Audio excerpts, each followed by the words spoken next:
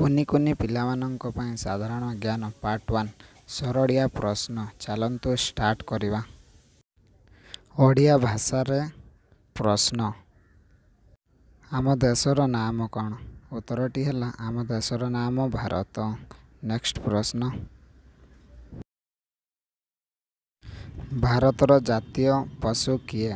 ଉତ୍ତରଟି ହେଲା ଭାରତର ଜାତୀୟ ପଶୁ ବାଘ। ନେକ୍ସଟ ପ୍ରଶ୍ନ। ଆମ ଦେଶରେ କେତୋଟି ରାଜ୍ୟ ଅଛି? ଉତ୍ତର ହେଲା ଆମ ଦେଶରେ 29ଟି ରାଜ୍ୟ ଅଛି। ନେକ୍ସଟ ପ୍ରଶ୍ନ। ଖାଇଲେ କିଏ ମରିଯାଏ? ଉତ୍ତରଟି ହେଲା ଭୋକ। ନେକ୍ସଟ ପ୍ରଶ୍ନ।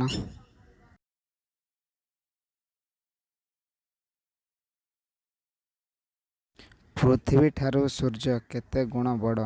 ଉତ୍ତରଟି ହେଲା 13 ଲକ୍ଷ ଗୁଣ ବଡ଼। ନେକ୍ସଟ ପ୍ରଶ୍ନ।